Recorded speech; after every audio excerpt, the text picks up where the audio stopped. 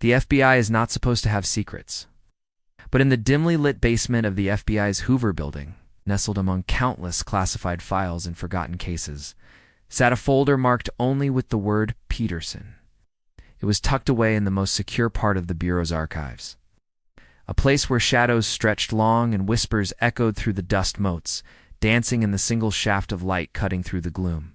The folder was heavy, not because of the contents, but because of the weight of what it represented.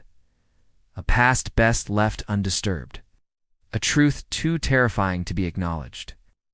For those who dared to peer into its depths, it contained more than just documents. It held nightmares. When agents Fox Harper and Alex Harper, two unorthodox, fiercely passionate and relentless federal investigators, find the folder in the course of an unrelated investigation, they don't realize the Pandora's box they're about to open. The case, if it can be called that, stretches back to the 1970s, specifically to a small town in Maine called Petersonville, a town that seemed almost idyllic, seemingly typical New England community, complete with a white picket fence, a quaint main street, and friendly faces. But appearances can be deceiving. Tucked away in this town's history was a catastrophic incident in 1978. An event so sinister and unsettling that the government, the townspeople, and time itself seemed determined to keep it buried. Local legend spoke of a day when the sky tore open, unleashing horrors beyond comprehension, leaving behind a scar that never truly healed.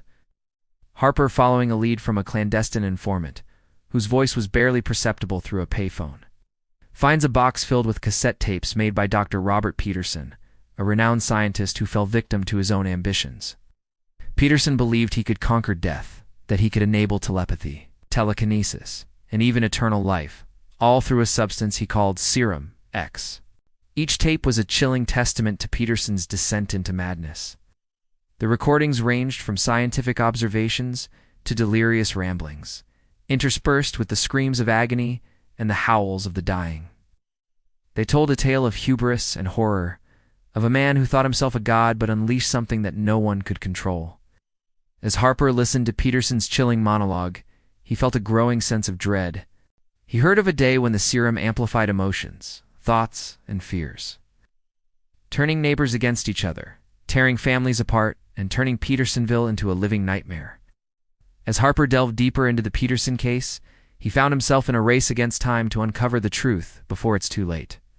With each passing moment, he felt the darkness seeping into his own mind, threatening to consume him like it did Peterson. Determined to get to the bottom of this mystery, Harper and Alex decided to visit Petersonville, posing as journalists investigating a missing person. They hoped that by blending in, they could break through the conspiracy of silence that had kept the town as dark secret buried for so long. What they found was a place where space and time seemed to be growing unreliable, where houses shifted positions and faces from the past lingered in the present. The closer they got to uncovering the truth, the more the fabric of reality seemed to fray around them. They found a mass grave filled with the remains of the town's corpses, each body a silent witness to the horrors that unfolded in 1978. They also discovered a clandestine laboratory hidden deep in the nearby forests, filled with disturbing remnants of Peterson's experiments and the creatures he created. Amongst the ruins of Petersonville, they found a small number of survivors, individuals who had somehow retained their sanity despite the horrors they'd witnessed. These survivors spoke of a telepathic hive, a sinister collective mind that connected them all, a legacy of Serum X that threatened to consume them whole. As Harper and Alex pieced together the events of that fateful year, they realized that Peterson had created more than just a serum. He'd opened a doorway to another dimension, a barren and inhospitable world where entities fed on human suffering. These entities, drawn to the amplified emotions caused by Serum X, were attempting to break through into our world, following the path opened by Peterson's experiments. With each passing day, the barrier between our world and the creatures grew weaker, and the whispers of the damned grew louder. But amidst the darkness, there was hope. Harper and Alex found documents suggesting that Peterson had created an antidote to Serum X, a way to sever the telepathic link and close the doorway to the other dimension. All seemed lost until they found a small vial hidden away in Peterson's laboratory, the last remaining sample of the antidote. It was a risky gamble, but Alex volunteered to take the antidote, hoping to sever the connection and prevent the nightmare from spilling over into our world. However, the ritual was more challenging than expected. As the barrier between dimensions weakened, the creatures from the other side reached through, causing havoc and despair. In the struggle, Harper was injured, his wounds a physical manifestation of the psychic turmoil he faced.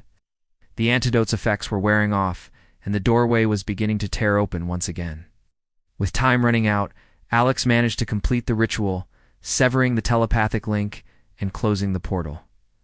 But at what cost? As the ordeal came to an end, the true extent of the damage became clear. Petersonville was a shadow of its former self, a wasteland of twisted metal and shattered glass. The survivors were forever changed, marked by the horrors they had endured. And Harper and Alex, though victorious, were forever haunted by what they had seen and experienced. The peace they had brought to Petersonville came at a great cost. A cost that echoed in the silence of an empty town and in the shadows of the human psyche.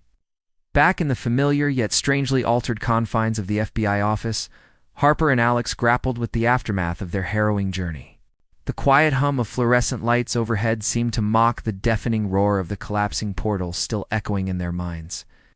The victory they had brought back from Petersonville was a bittersweet one, stained with the memories of those lost and the scars that would forever mar their psyches. Harper, usually so resolute, so steadfast in his pursuit of justice, found himself grappling with the unseen wounds of his experience.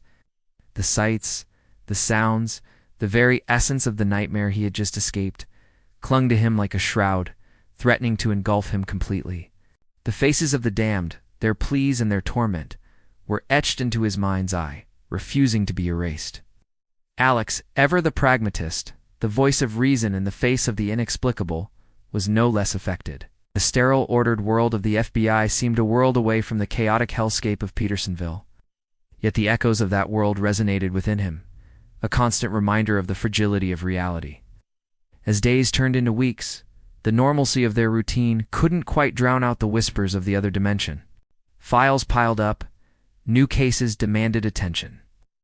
But Harper and Alex found themselves mentally distant, adrift in the unsettling calm that followed the storm. Sleep offered little respite, frequently punctuated by nightmares that twisted the familiar into the grotesque.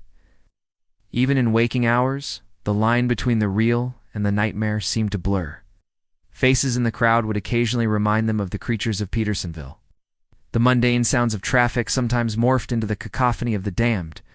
There were times when Harper and Alex caught each other's gaze, a silent understanding passing between them. In that shared look, they saw the reflection of their own struggles, the knowledge that they were not alone in their torment. Despite the toll it took on them, Harper and Alex knew they couldn't let what happened in Petersonville define them, consume them. They were agents of the FBI, tasked with upholding order and justice in a world that often teetered on the edge of chaos. So they carried on, pushing through the fog of their trauma, driven by a sense of duty and a need to honor the memory of those lost in Petersonville. Their journey through the darkness had forged a bond between them, a silent understanding born of shared trauma and a common purpose.